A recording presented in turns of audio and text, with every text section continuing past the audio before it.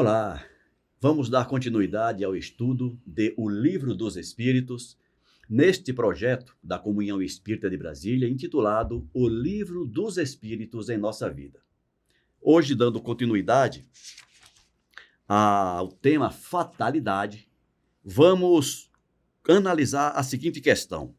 Há homens que enfrentam o perigo dos combates com certa persuasão de que sua hora não chegou. Há algum fundamento nessa confiança?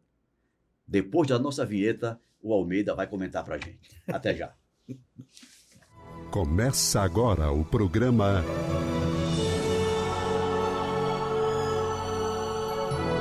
O Livro dos Espíritos em Nossa Vida. Caro Almeida, Alcir Almeida, seja bem-vindo, meu caro. Obrigado, Ricardo Honório. Obrigado a cada um de vocês que nos acompanham pelas mídias sociais da Comunhão Espírita. Eu não sei se você já prestou atenção, quando a gente entra assim no canal da Comunhão, né?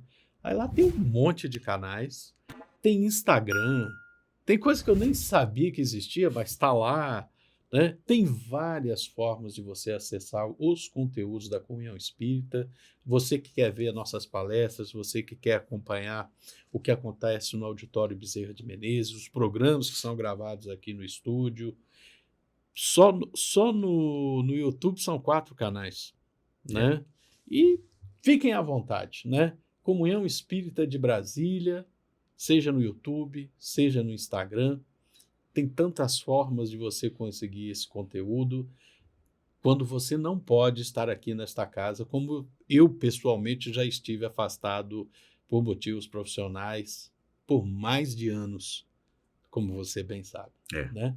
Então, sejam todos muito bem-vindos, é uma alegria, uma honra estar aqui. Um abração. Almeida, conforme li agora no início do programa, essa é a pergunta que está na questão de número 857. E eu vou repetir para você nos ajudar a pensar sobre ela. Há homens que enfrentam os perigos dos combates com certa persuasão. Eles estão persuadidos, confiantes, de que a sua hora não chegou. Eu estou indo para a batalha, mas eu estou confiante de que eu voltarei. Não vou morrer nessa batalha. Há algum fundamento nessa confiança? O que está por trás dessa confiança? Pois é, né? Você como da área, como é que eu vou dizer, psicanalítica, é isso mesmo? Você está mais... Psicoterapêutica, está mais qualificado do que eu para analisar essa questão. Por que tem gente que tem certeza que não vai morrer? E tem outro que tem certeza que vai morrer? E acontece, o que tem certeza que não vai pode ir e o que vai pode não ir. Antes às vezes tem conversas entre o Ricardo Honório e eu aqui que a gente fica 30 minutos conversando, não necessariamente do assunto do programa, e numa dessas conversas a gente estava falando sobre uma série, não vou dizer aqui o nome para não ficar fazendo propaganda, né? Mas tem uma série que está passando agora nos canais de streaming que fala sobre pilotos de combate, né? E é uma série baseada em fatos reais e eles vão para o combate e a qualquer momento vai numa missão e não volta, né? E nós que fomos da Força Aérea, um dos primeiros livros que eu li sobre a Força Aérea foi o Sentapua. Então, o combate, não vamos entrar aqui na questão moral, ideológica, mas vamos falar de combate. Você vai e você não sabe se tu volta, mas você vai na certeza que você tem que ir. E na expectativa de voltar. E na esperança de voltar em um pedaço só, né? Inteirinho. Então, o que acontece? Mas há realmente pessoas que acreditam que são inoxidáveis, né? Que são intocáveis, que não serão atingidos, como existe o caso contrário. O que acontece? Nós somos seres que temos um corpo, mas nós somos espíritos eternos que temos essa característica de saber que um dia esse corpo vai se deteriorar e não será mais hábil para nos servir. E nós sabemos que nós temos uma vida espiritual, então nós estamos, de uma forma ou de outra, uns de forma mais ostensiva, e são conhecidos como médiuns ostensivos, e outros não. Mas todos nós temos uma vida de relação com a parte espiritual. Claro. Nessa vida de relação com a parte espiritual, nós podemos estar em contato mais comumente com obsessores, menos comumente com os nossos guias espirituais, com espíritos superiores, né? E sim, é possível essas crenças de que vai morrer ou de que não vai morrer serem alimentadas nesse intercâmbio. Ou assim como também existe o caso, e aí eu me socorro nos teus conhecimentos, tem pessoas que acreditam que tudo que vai dar errado com eles. Então, ou vice-versa também. Tudo isso para dizer que, olha, cada um de nós tem um complexo de pensamentos e é muito difícil. Eu hoje teria muita dificuldade de dizer, olha, alguém tem certeza que não vai morrer porque foi inspirado pelo Divino Espírito Santo. Eu não consigo pensar nisso, né? Mas não que isso seja impossível. Um espírito de luz, meu filho, fica tranquilo, faça o seu melhor, mas você não será ferido. É possível. Né?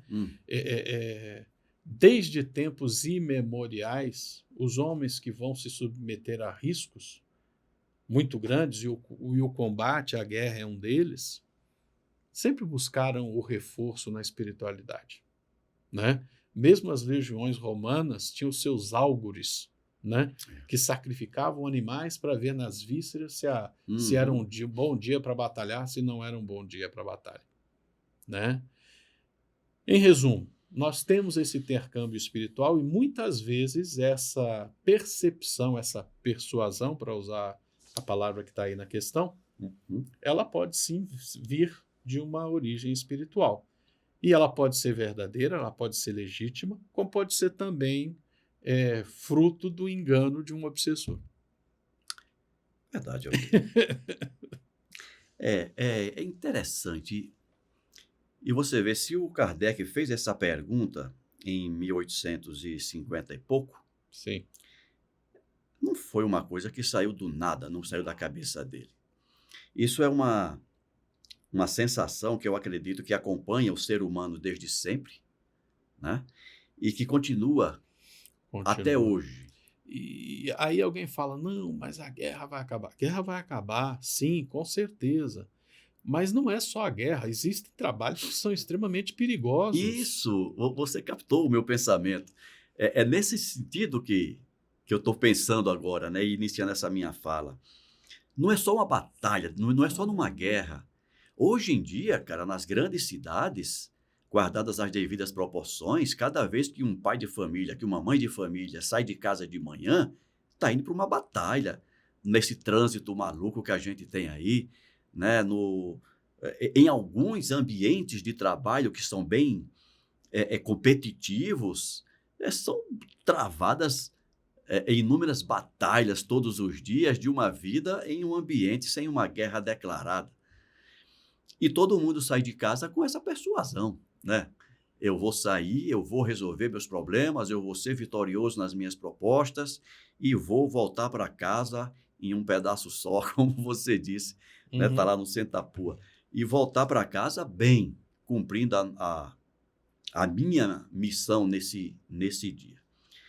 Independente de essa ideia, de esse sentimento ser oriundo de um ser desencarnado, ele é necessário que nós tenhamos.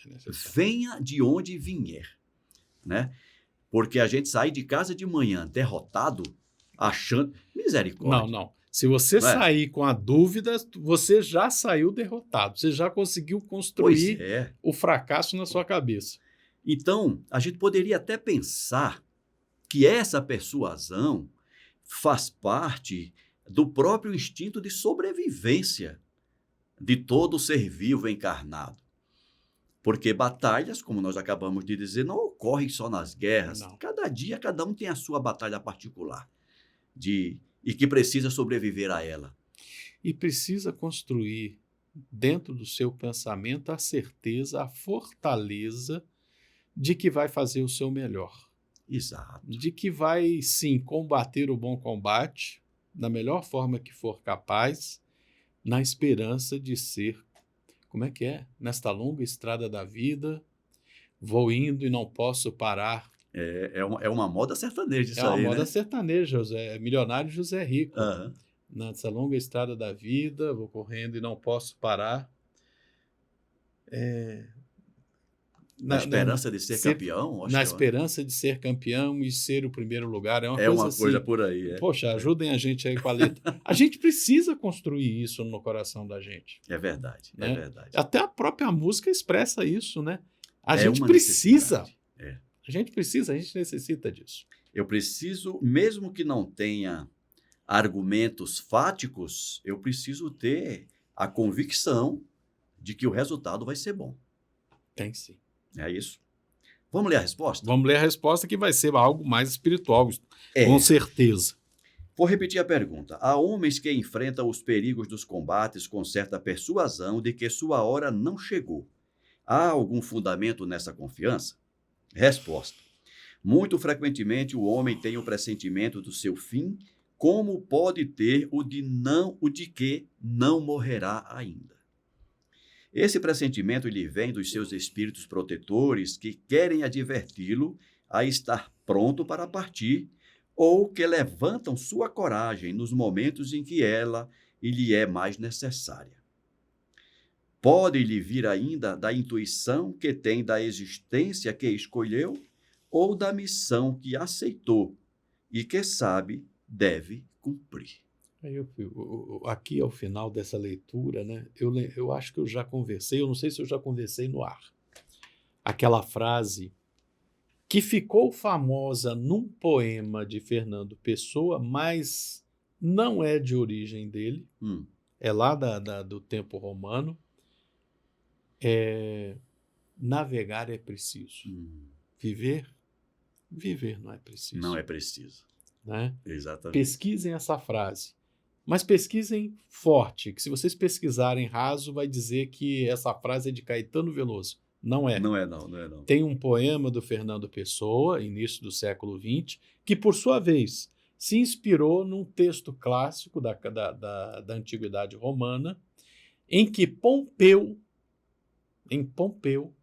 estava num porto, cercado por seus inimigos, as tropas de César que vinham, e os marinheiros estavam com medo de se lançar ao mar, porque era época de tempestade, não era uma época boa para navegação. Para navegação. E ele sabia que se ele ficasse, ele ia morrer. Ah, mas nós vamos morrer. Aí ele responde, navegar é preciso. Viver não é preciso. É verdade. Porque se você não navegasse, você morreria, né? Navegar é preciso. Esse é o sentido da frase. Mas ela tem muito mais profundidade e eu não vou tomar o tempo de vocês hoje. Navegar é necessário. É. Viver é impreciso. Não tem precisão, não tem uma... Então é isso. Essa... Mas é muito bacana. Navegar é preciso. A gente precisa ir, a gente precisa se lançar, a gente precisa avançar, a gente precisa progredir, evoluir. É da nossa natureza humana. Senão a gente não se realiza. O primeiro preciso é de necessidade. O segundo preciso é de exatidão. Né? Viver é impreciso. Tem razão. Navegar é preciso, é necessário. Temos que navegar. Agora, se a gente vai viver, não há nenhuma garantia, nenhuma precisão de que nós vamos... coisas da língua portuguesa. Coisas de língua portuguesa que já vieram lá do latinório. Exatamente, Almeida. Vamos em frente. Questão 858. Por que aqueles que pressentem sua morte a temem, geralmente menos que os outros? Cara, essa pergunta é muito bacana. Né? Por que aquelas pessoas que, geralmente, aquelas pessoas que pressentem que vão morrer, eles não temem a morte, como aqueles que não pressentem, parece temerem mais? É interessante. Primeiro, por uma questão de necessidade, nós, seres humanos, nascemos com o instinto da sobrevivência. Né? nós queremos viver. Há quem diga que o Chico teria dito essa frase, né? Olha, que frase você quer lá no seu túmulo? Olha, eu sempre acreditei nos espíritos, sei que existe a vida espiritual, mas eu não quero ir para lá, não. Alguma coisa desse tipo ele teria dito. Porque ele sabia que ele tinha uma missão a cumprir. E nós temos nossas pequenas missões a cumprir. Todo mundo. Todo mundo tem seu papel na vida. Todo mundo tem a experiência, a prova, a expiação que seja necessário para complementar o seu processo evolutivo. Agora, e é uma crença pessoal minha, quando a gente sabe, opa, chegou minha hora, e você está bem, você está bem. Opa, chegou minha hora, vou partir. E eu, particularmente, tenho o testemunho de uma avó. Não sei se eu já te contei essa história. A mãe de meu pai, ela faleceu, meu pai era criança, ela faleceu de câncer nos anos 30. Então, foi um processo, ela teve vários filhos, depois do nascimento do meu pai ela não teve mais, ela chegou a engravidar e teve problemas e começou a desenvolver o câncer. Como foi operada em Juiz de Fora na época, e o médico avisou ao meu avô, né? Olha, se ela ficar boa, ficou boa. Agora, se a doença voltar em menos de 2 anos, nem perca seu tempo de vir aqui. Alguma coisa desse tipo. E voltou. Então ela foi definhando. E um dia ela acordou, ô Ricardo Honório, hoje é meu dia. Ih, para de falar besteira. Não, hoje é meu dia. Olha. Avisa aí, faz os preparativos que hoje é meu dia. Isso de manhã. Vou embora. Hoje chegou o dia de eu partir. E a verdade é que toda a família tem algum registro semelhante. À medida que fui passando os anos, eu descobri isso. No caso da minha avó, mas mamãe não sei o quê. Gente, eu estou bem. Eu só estou avisando que hoje é meu dia. Aí o sol começou a baixar e ela avisou o fulano, vai buscar a comadre fulano e o compadre fulano, porque eu quero me despedir deles e eu quero que eles segurem a vela para mim. Era um hábito que se tinha no Brasil, de alguém que estava moribundo, né, nos seus últimos momentos, acendia-se uma vela para iluminar seu caminho do outro lado. É verdade. Então ela fez todo o ciclo lá de como é que é o nome? Comunhão unção dos enfermos, né? Unção dos enfermos. Que antigamente a gente falava extrema unção. E começou a demorar muito a chegar esses compadres para acender a vela. E ela corre porque eles estão vindo aí, estão demorando e a minha hora chegou, não vai dar. Caramba, desse jeito. E eles vieram apressados, seguraram a vela, foi só o tempo, oi gente, não sei o quê, puf. E se foi. E é disso que a gente está falando. Quando a pessoa sabe, acordou, opa, hoje é meu dia, há essa percepção de paz, há essa percepção de completude. Completei meu ciclo, de fiz missão o meu cumprida, trabalho. Né, se é missão cumprida plenamente ou não, sim. Mas esse ciclo de estar na carne se finda aqui. Então a gente tem que estar bem, a gente tem que estar pronto. Aí vem aquela história, né? Prepare a sua vida para viver mais 100 anos. Mas tenha a sua consciência pronta para partir daqui a 5 minutos. A gente tem que ter essa visão de vida. E essa pergunta está falando sobre isso. Né? Bom, mas e por que as pessoas, quando sabem que estão indo, ficam calmas? Porque não tem mais essa ânsia de viver, esse sentimento que preciso viver mais. Não, chegou a minha hora. Estou bem, estou tranquilo. É impressionante, né, Almeida? Porque você contando, e eu acho que eu já comentei isso aqui com relação à minha mãe, a minha irmã que acompanhou, a minha irmã mais velha, que já desencarnou também, que acompanhou a minha mãe até o desencarne dela. Eu lembro que ela falou isso, que certo dia a mamãe, ela foi lá, deu banho nela, tal, ajeitou, deu a janta, tal. Aí ela pediu para chamar o padre, que ela queria se confessar, aqueles Sim, todos aqueles rituais ritos. todos, né?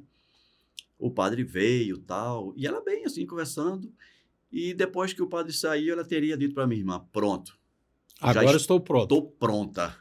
E eu não sei se foi naquela noite mesmo, ou alguns dias depois, mas você falando me lembrou disso também, que ela disse, estou pronta. Ou seja, nada mais me prende aqui. Bacana, né? Completei. Completei. O que eu penso disso, Almeida, a gente já estudou aqui várias vezes sobre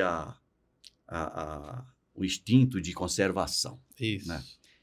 Que nós trazemos ao reencarnar, que a natureza nos mantém esse instinto para a preservação da vida física, da vida biológica.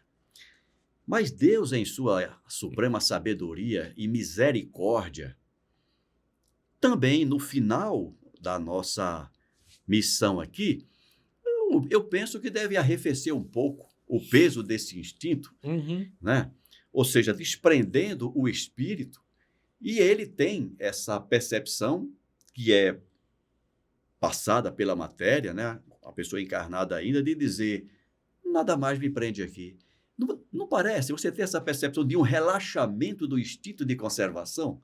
É como eu percebo. Não é? Antes eu tinha, não, eu não quero ir, não quero sair daqui. Não, né? tem muita coisa para fazer ainda. Chega um momento que diz, nada mais me prende. E vamos embora. Vamos partir. Né? É muito bacana quando a gente tem essa percepção da vida, né, Almeida?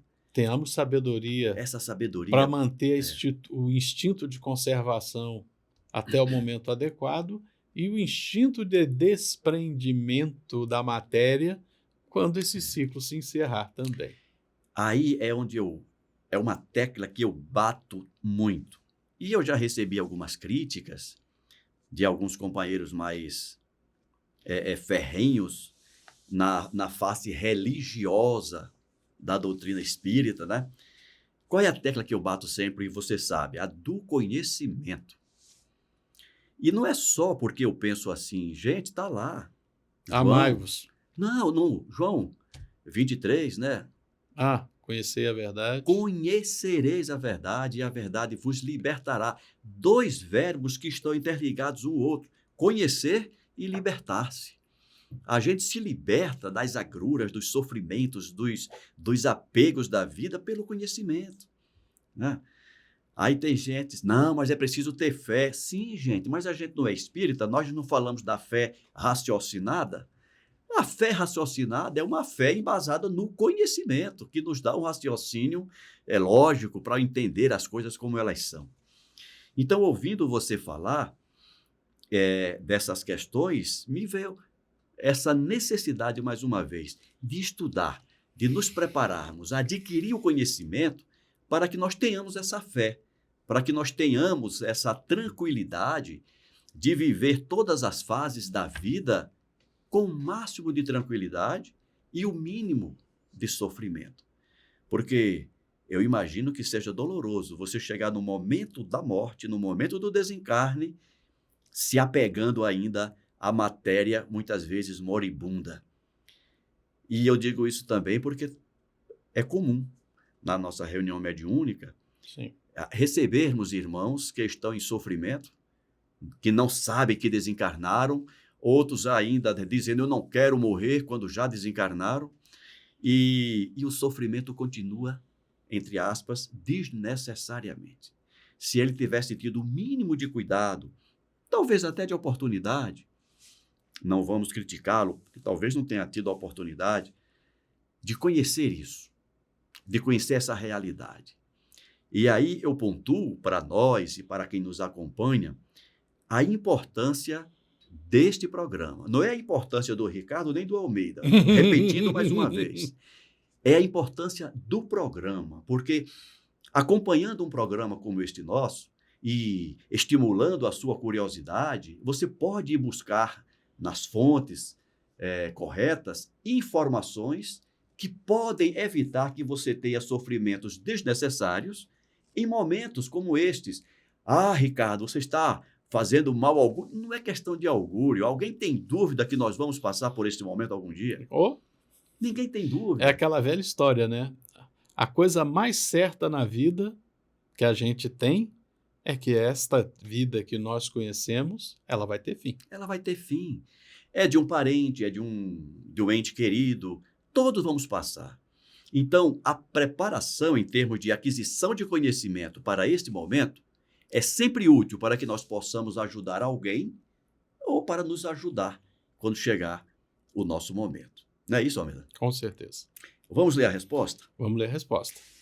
Por que aqueles que pressentem sua morte a temem geralmente menos que os outros? Resposta. É o homem que teme a morte, não o espírito. Então, nesse momento, quando o espírito mais desprendido, ele já está numa percepção diferente. Aquele que a pressente pensa mais como espírito que como homem. Compreende sua libertação e a espera, sem tanto sofrimento, sem tanto medo. Muito bacana esse tema. Esse tema é muito bacana mesmo. Como eu já tive a oportunidade de dizer aqui, eu tive a alegria, e eu vou falar uma coisa aqui que com certeza eu vou levar uma retada, né? Eu tive a felicidade de acompanhar meu pai e minha mãe até os últimos momentos. Eu tive essa alegria e pude me despedir deles. Claro, com o meu sentimento, da maneira como eu fui capaz de falar, como eu fui capaz de dizer, né? Uhum. Mas eu tenho certeza que os dois partiram com a certeza, poxa, o Alcir hoje veio para se despedir. E todos os dois, eu falei com eles há menos de 24 horas. Graças a Deus, eu tive essa oportunidade. Essa oportunidade quem teve foram minhas irmãs. Né? Eu estava aqui em Brasília, eles lá na Paraíba. A minha irmã mais velha acompanhou a minha mãe e depois a minha outra irmã acima de mim, né, que as duas cuidaram depois do meu pai, as duas acompanharam a partida dele. Bacana. Uhum. Mas é isso. Com Semana certeza. que vem a gente continua, Almeida. Continuamos falando de fatalidade, continuamos falando dessas questões, né, de aquilo que é incontornável. Exatamente. Forte abraço a todos, até a próxima semana. Até lá. Forte abraço. Não esqueça de dar o seu like. Não esqueçam de recomendar se vocês gostaram para seus amigos, seus familiares. E se vocês não gostaram, dizer para nós o que vocês não gostaram. Forte abraço.